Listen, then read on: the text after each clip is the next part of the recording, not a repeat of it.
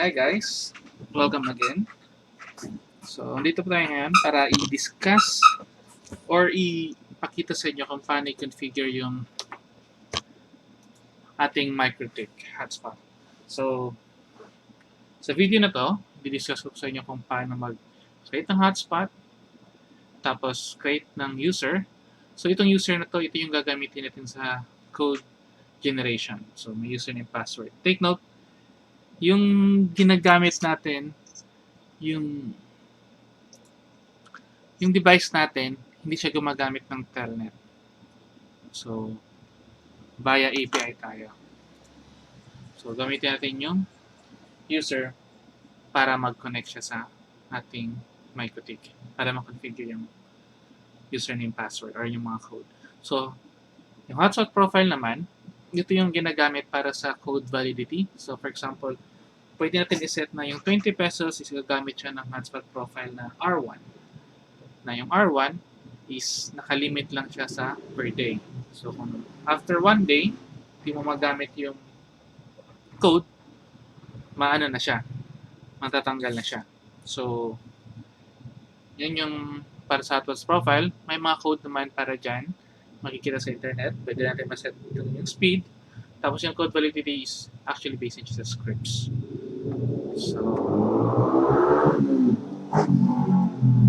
So, yung gagamitin natin is itong Mikrotik na half-life. So, set up na natin.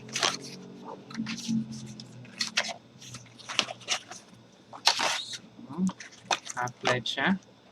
Half-life. So, dito natin i-connect yung sa LAN 1 is yung internet. Itong 2, 3, 4, by default, naka-bridge siya.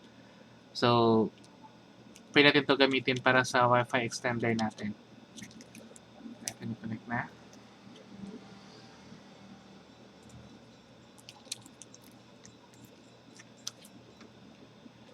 Okay. Connect natin yung ito sa laptop, sa LAN 1, tapos Ethernet 2, then yung power. So, open natin ngayon yung ating Winbox. Refresh lang natin. Hintayin natin na mag-up yung system.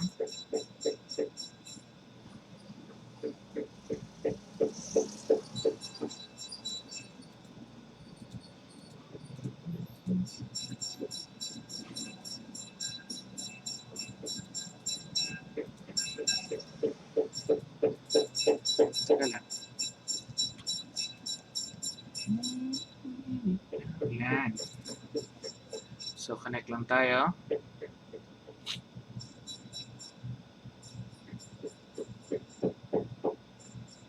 Connect.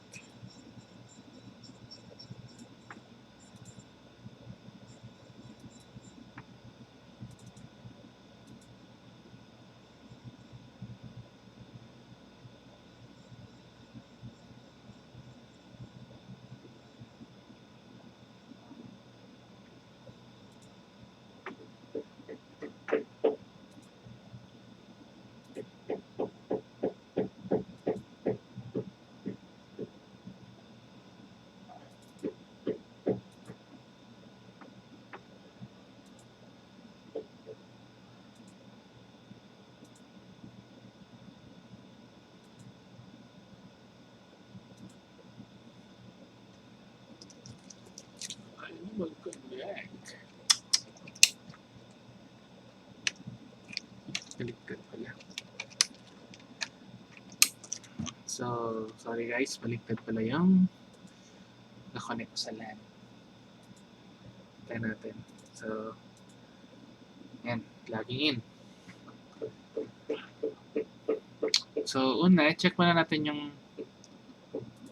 wireless natin, Wi-Fi interface. So, naka-Mikrotik 67E. Check natin sa phone kung ma-access natin yan.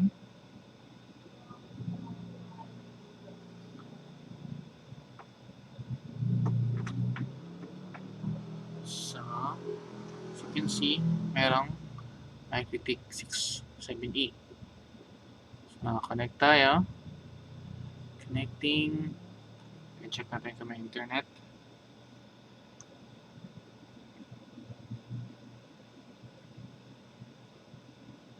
So, merong internet. In a previous episode of Hacks. So, ngayon, create na tayo ng hotspot. Ito sa IP, then hotspot setup. Tapos, piliin natin yung bridge. Yung bridge is actually composed siya of yung mga ports ng bridge. Ethernet 2, 3, 4, tapos yung wireless LAN 1. So, create natin yan. Next lang. Then, gamitin mo natin yung default na network. And, next. So, setup completed. So, gumawa siya ng profile na which is profile 1. So, yung server profiles natin. So, ayan. Check natin yung internet kung gumagana, yung sa cellphone. Target network. Check natin yung Mikrotik.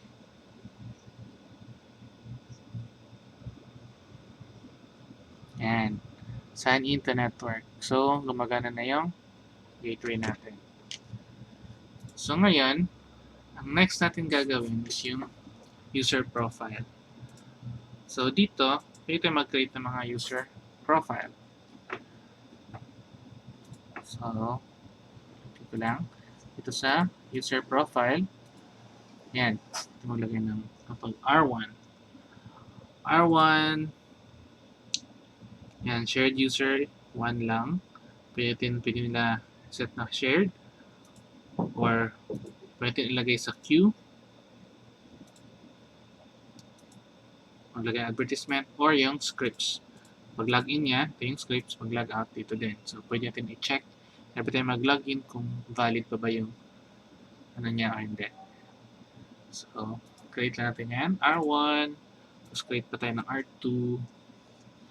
Ito, demonstrate ko lang kasi gagamitin natin to para sa next natin na video.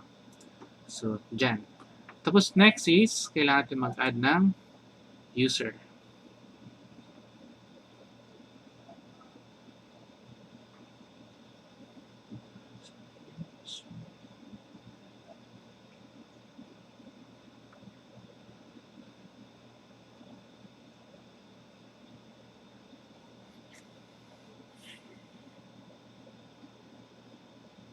System. Yan. Tayo sa system. Users. So, ito yung bibigyan natin ng access. Bigyan natin ng access yung example, lagyan ng vendor. Tapos yung natin ng full access. Tapos, password niya is lagyan natin ng vendor 8. Vendor 8. So, pwede siya apply. Okay. So, itong vendor na to, na user, ito yung gagamitin natin sa configuration namin sa device natin. So, gawa tayo ng tatlong server profiles, user profiles. Tapos, meron tayong hotspot. Then, gawa tayo ng user na vendor. Okay? So, yan lang yung pinaka-minimal setup para sa ating Arclem code generator. So, test tayo. Try muna tayo mag-create ng try tayo mag-add ng user. Test. At tayo user 1, password is 1. So, try natin gamitin.